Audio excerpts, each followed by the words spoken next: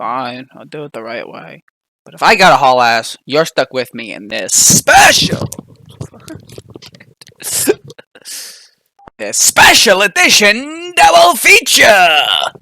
Turns out that arbitrarily promising to not have a part 5 was a teensy bit miscalculated, because this sucker pushed like 5 hours to finish. But I did it, because I care.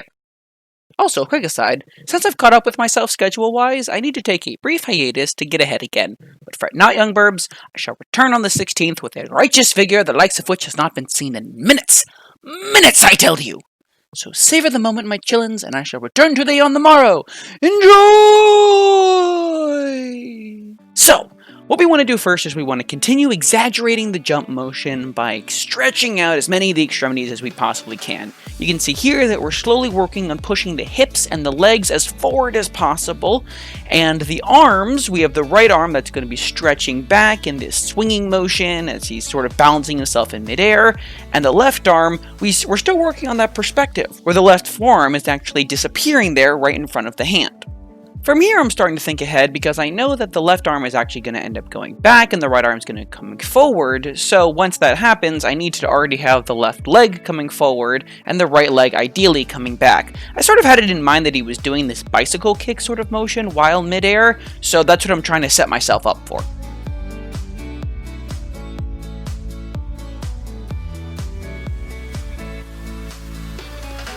Though I did run into a little bit of a hiccup right about here. I made the distance between all of the frames for the jump a lot longer because I thought it would make sense that the jump is going faster than the walking. But what ended up happening is it just made the jump zip by visually, and if you're not looking for it, you'll just end up missing it. Which is a little counterintuitive because this is the jumping over the gap animation, so we really do actually want to hold that moment a bit longer than I thought. So right about here, I'm going to be fixing it up by adding in a couple of in-betweens, so that way the moment, we can savor this airborne character a little bit.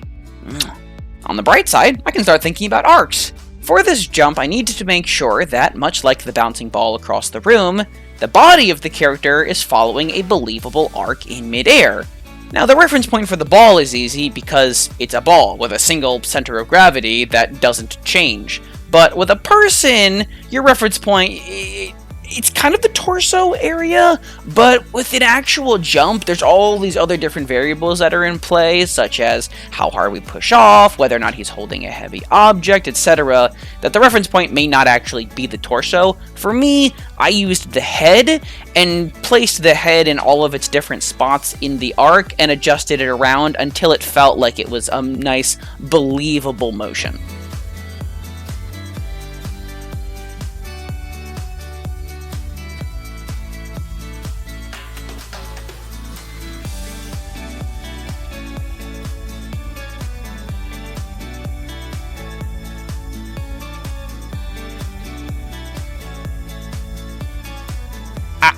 Fake kinematics. Those of you who don't know, kinematic outputs are a part of rigging in animation, where you can create a skeleton and bones for your drawing, and then move those around to make it look like the character's moving. But it kind of moves around like those puppets you make, where it's all made out of paper, and then you put a pin in all the joints, and it's like the Halloween decorations. So you don't really get to that 2D simulation of characters turning around, etc. But it's really great for shows that have really tight production constraints and times. So there's a little column A, a little column B, but much more experienced people have much more to say on it than I do. What I have something to say on is that before my character lands on the other side of the gap, I know that he's going to get larger because he's coming closer into the foreground, so I need to know how much smaller he was and where he came from. I figured now would be as good a time as any to go back to all the frames that I had made with the jump back the gasp and preparatory squat, and resize those so that way it does give that sense of perspective. And along the lines of what I was talking about before, where I was using his head as a reference point for making sure the arc was nice and clean, I'm also using the head here because that's where my reference line on my other layer is. It is worth mentioning, though, that I don't do this exactly right. Really, I should have made him actually a lot shorter, because that reference line was designed with, this is the position the character will be in when he is standing upright during his walking animation. However, in a lot of the parts of what I'm resizing now, he's actually squatting, so he should be squatting underneath this line. I got lazy. full disclosure, I decided that I was just going to resize him just enough to where it looked like he was getting smaller, but not go through all of the minutia of making sure he was perfectly sized. And a big part of that was because I wanted to keep his left foot in place, since that is another important reference marker. Even though the head is one that I'm using for my sizing, the audience is actually using the left foot as their visual reference while watching this, because in reality, you don't just see someone when they're standing, they're not just sliding around in position. If their feet are planted, their feet are planted. So that was kind of the sacrifice I had to make. And that's mostly because I didn't want to have to do a bunch of redrawing of all the legs, which I thought I might have to. It ended up being a give or take. I had to give a bit on the perspective, so that way he's not accurately shrinking as much as he should, but I got to take away on the legs being in place where I wanted them to be, without having to spend so much more time redrawing on those legs.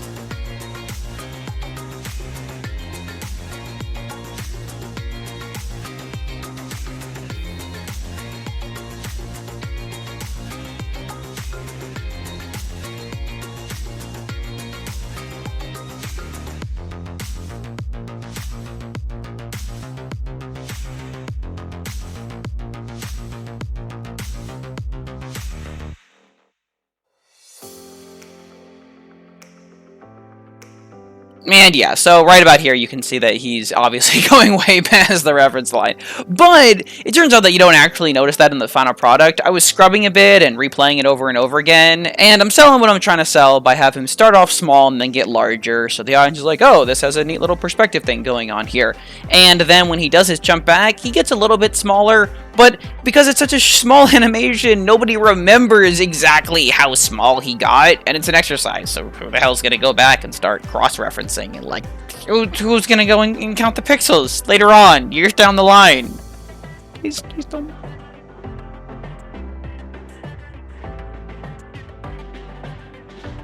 So now we squat! An added bonus, the fact that I was spending so much time making sure that that left foot was planted in place, because it turns out that that's the only reference I have for while I'm shrinking these frames. If I had really spent so much time focusing on the head, I would be just as lost making these as I was doing in the shrinking of the breathing poses before, which I sort of skipped over because, honestly, I would rather just not think about that. The point is that copying frames and copying vectors is once again still a difficult concept for me to wrap my head around. You'd think after all this time I'd be better at it. I'm not!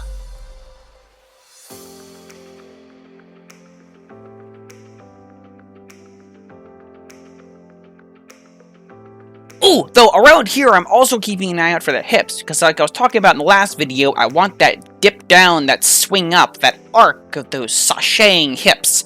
So I gotta make sure that while I'm shrinking these frames into where they're supposed to go, that I'm keeping that in mind. And all that's left to do, once the hips are in place, is to look at all the frames that are left, and think about what size they're going to be as these frames get larger into the jump, which those frames will eventually be the size that I drew them, and the frames after that I'll actually have to make even larger than the ones that I'm making now, so now it's just doing quantum mechanics to make sure that all the sizes of my drawings are right as we're jumping our way into the actual arc of the gap jump over. Saying keywords over and over again.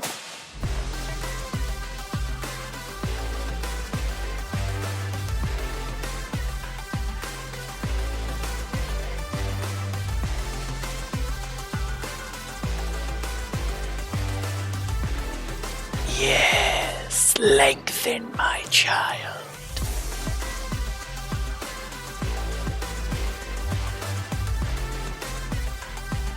And with all the perspective stuff out of the way, we can finally go back to actually drawing the landing frames and finish this sucker up. Which, as far as I can tell, should be just as simple as drawing all of the rest of the landing poses and then sizing everything up so that way it's actually larger, because now he's even that much closer into the foreground. Only for me to realize something that is minorly inconvenient, and that is that I completely overshot the other side of the gap. I kept making him so large that his leg just is definitely going to he's just going to fall right off. So I thought, wow, I don't feel like resizing things again so that way he lands. what's something that I can do really quick? Solutions. I'm going to extend out the platform. What if the platform compensated for the jump? And I thought, oh, okay, so I can use perspective here, and I'm actually going to have a little section of the platform just shoot out and catch him right before he can slip off. It's sort of like, it's okay, buddy. You put a lot of work into this. I'm going to help a brother out here real quick. Which, incidentally, gives me a happy little accident of now I can start adding some personality to my environment. Whereas before, my environments were always just static background images, now they're actually dynamic, interacting parts of the animation experience. Which, if the flower sack taught me anything, can just be something as simple as having the platform here just have a little extension over the course of, I don't know, I think like 5 frames, 7 frames. Just a nice even halves where it's just over the course of his jump, maybe from the midpoint to the end, it just goes boop, boop, boop, boop, boop, boop, boop. And as the platform realizes that he's going to miss, it sort of calculates his trajectory and ends perfectly for him. And from here I got into all these musings about how I wanted him to react to the platform, because he obviously doesn't expect that it's going to do this, much like the audience and myself didn't expect that it was going to end up doing this. So I thought, do we want to have him take a moment to pause and then look down and see, wait a minute, look back, look that he overshot, but he's still safe, and then look up at the audience confused, or maybe he looks down and pats the platform or gives a thumbs up. There's all these little tidbits that I can do to have him acknowledge the platform, but for right now, let's just focus on the mechanics of this landing, and then we can get into that later. So, here's all the things that we have to consider with this final landing pose. We have the spine here that's collapsing as all of the motion of his body is being pressed into the platform. His right leg touches first, so now it's going to be supporting all of the motion. The left leg is also coming forward to support the other side of his body. Now with the left leg coming forward, that means the left arm has to begin making its way backward, and the right arm has to go forward. Which you can see here, it was already back, and now I had to figure out that bicycle kick motion with the arms swinging around and around. I couldn't just picture the angle that the right arm is at, so I just have it sort of karate chopping back behind his head, and it'll land in front of him. I'll scrub a bit, and I'll figure out a good follow-through for it, so that way it looks like it's a believable arc. But really, I just have to get all these preparatory and reactionary motions in place for the land. And I gotta admit, I actually feel really bad about what I did with his left leg here. I mean, that thing just kind of like shunts awkwardly right into the platform. It never really gets a chance to extend. It just feels weird, like imagining all of that motion just slamming into this thigh here, or the knees bending, and it just, I don't like that at all. I'm gonna have to really I'll try to avoid doing that with some. It just doesn't feel right. I mean, it might be right, but it just doesn't feel right.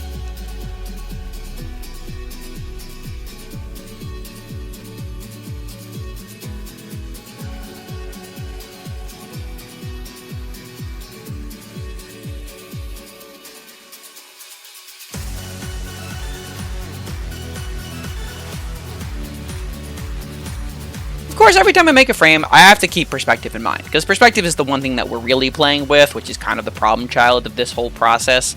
I have to scrub back and forth and make sure that I've resized everything. I kind of learned that doing that afterwards, when I was done, was really just a hassle. I'm not really sure which is the better way of doing it, of resizing frames as I make them. Actually, probably the best thing to do is to draw my frames and at the size that they're going to be. But in lieu of that, someone will probably be able to give me better advice on whether it's better to resize each individual frame as I go, or to draw them all and then resize them one at a time. I guess I'll have to try resizing as I go in a separate exercise and see how that ends up working out for me, and then pick between the two of them.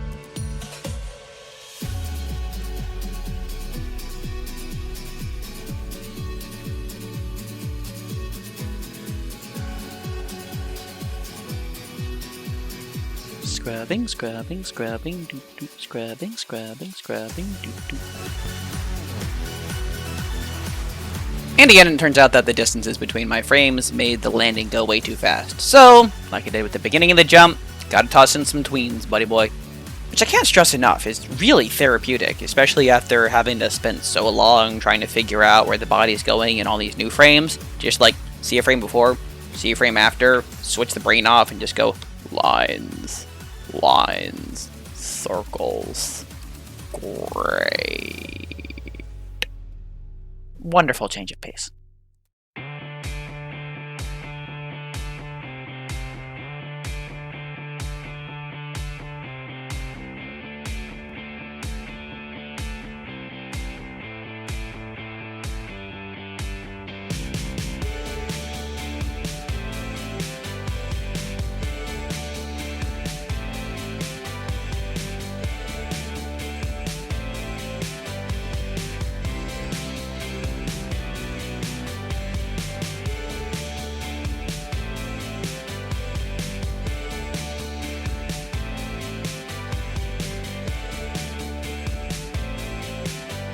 Awesome. So now that we've sort of reached the apex, what's the opposite of an apex? Base, bottom, or nadir? Ooh, that's fancy. Now that we've reached the nadir of the hip arc as we make our way into the follow-through, it's time to once again accept the fact that the legs are just going to do whatever it is they're going to do as the hips go into position. It's really all that I can do just to make sure that each of the thighs and the shins maintain the same length. And I even at one point raised the right heel because it just feels right when he's squatting so harshly into this follow-through that both of the heels would come up. And then I'm going to have a follow-through to the follow-through, so he's, well, settling in, that's what it's called. I'm going to have a settling in after the follow-through as we make our way back, so that way there's that rocking motion, which is what we're expecting to happen. So I just have to have the heel up a little bit as these legs are sort of scrunching into themselves. At the same time, it's really important to keep track of where the arms are in this landing. At this point, the left arm has already made its way all the way down, and the hand is now on the platform. That means that the shoulders are going to be moving with the body while the hand is going to be stationary. And you'll notice that the right arm still has distance to travel before its hand hits the platform. So, while the right shoulder is moving forward with the body, the right hand still is going to be going straight downward. Of course, when that hand connects with the platform, if there's any more forward body motion left, then the right shoulder will continue accordingly, and the right hand will stay on the platform. So what we have here are two motions that are happening at the same time, where we have the left arm is just moving in tandem with the body, like the left and right leg are, but the right arm just has its own little agenda. We are just going to leave it to that, and it'll catch up with everyone else when it's ready. We believe in you.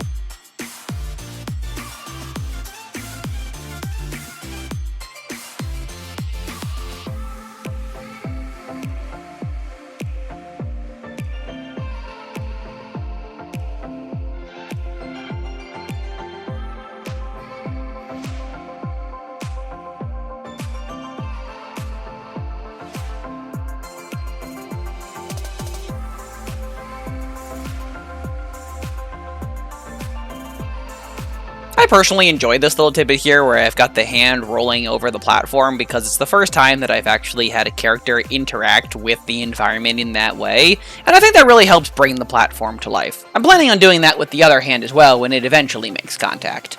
It's just little stuff that gives me the giddies. Okay, so I'm a nerd. What do you want?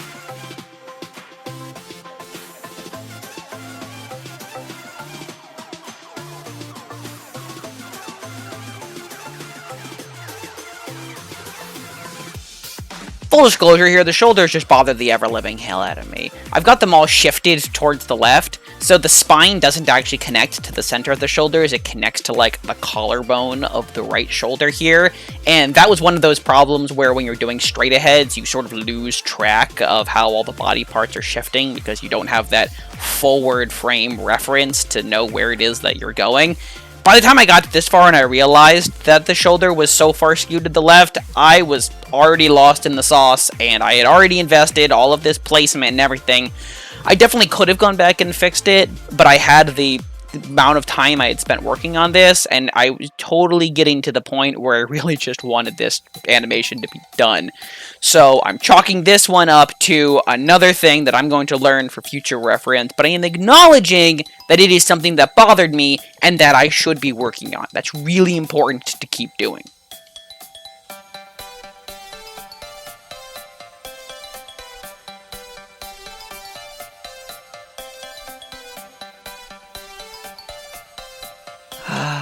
Happy little in-betweens. I really lose shit that keeps me going, man.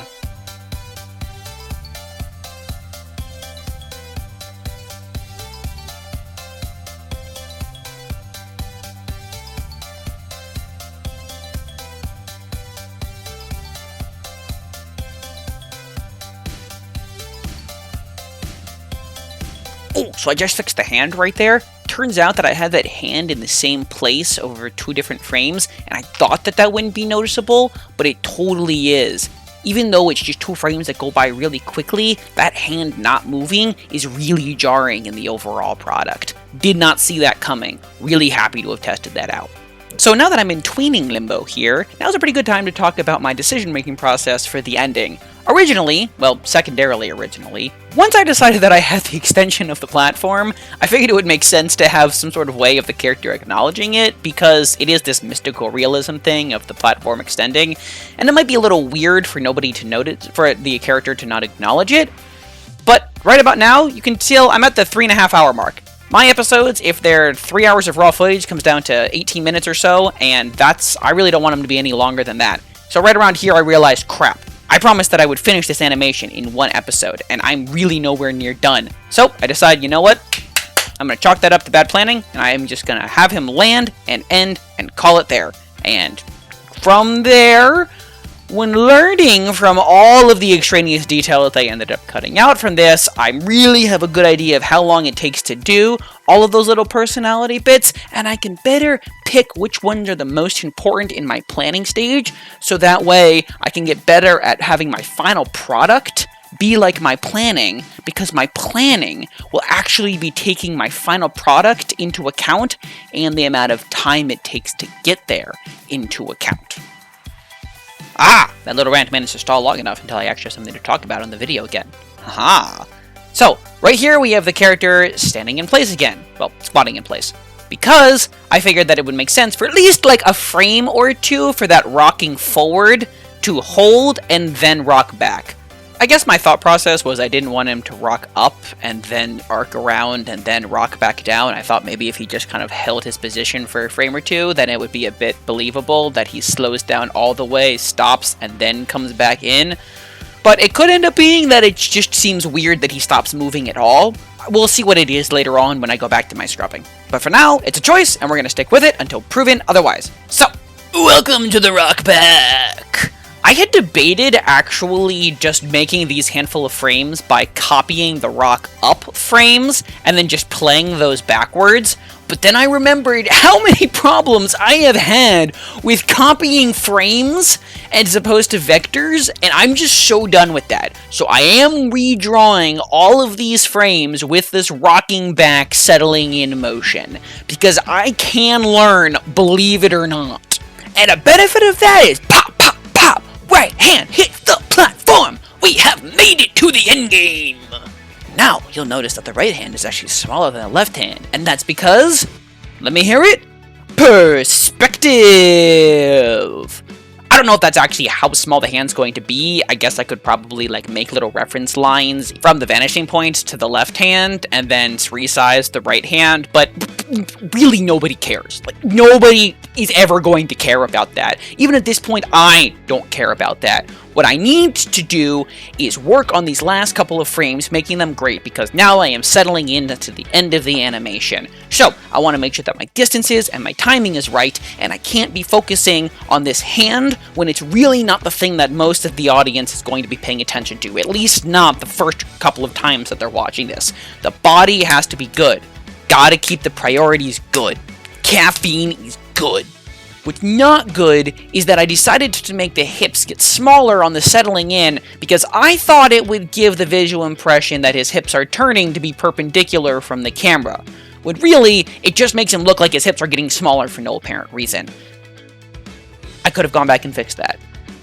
I didn't want to spend the time going back on and fixing that. But we are now at the 4-hour mark. I just didn't feel like I had time to go back and fix it, because I already knew that I had to then go to part 2, which is... Yeah, that's right. Yeah, I'm not going to tell you what it is that you're waiting for. I'm going to go full Frankenfurter on your asses, man. what could it be? Is it going to be extravagantly spectacular, or is it going to be a complete letdown? Is this all going to be worth it, or am I just stalling to get you to keep watching until I get to the next part, because I don't know what to talk about in this particular section? You just have to wait and find out, now won't you, buddy? Buckaroo? Guyman McDoodski? We're gonna animate the extension! Wow, so cool. That's awesome. Love me. Yeah, so personally, I thought it was really jarring to just have the platform extension into existence on the left, because that change, composition-wise, takes the audience away from the guy who's jumping to the right. So, it would make a lot more sense if it gradually extends out. Plus, then I get the experience of creating a dynamic environment and animating that. So I get to use little vanishing points here for making perspective and keeping track of what the platform looks like as it extends out. And animating with reference lines is actually really, again, therapeutic. Like, I'm just dragging a bunch of straight lines over. There's really no thought. It's just math. Like, okay, halfway point, then 2 more halfway points, then 4 more halfway points after that. Really nice, soothing way to finish this whole thing off. And at the end of it, I gotta say, I'm pretty happy with the way it turns out. So, enjoy the mathematical magic.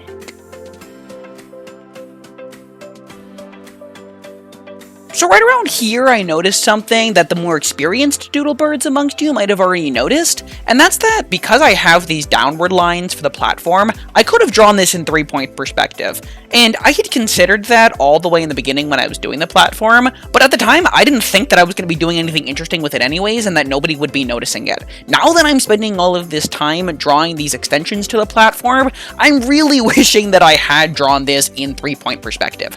So I'm going to have to watch a couple more videos on the different points of perspective, so that way I can get an understanding for when it's appropriate to use each one for scenery, and apply that logic to any future environments that I make. I guess you just have to chalk it up to doing it half right the first time, so that way you can learn what you need to learn for future drawings.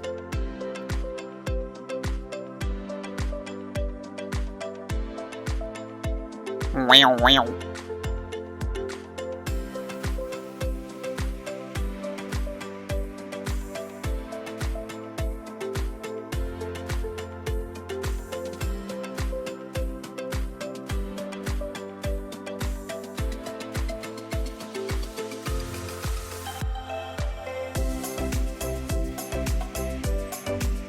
And with an uncomfortable amount of meticulous cleanup, we have a finished animation!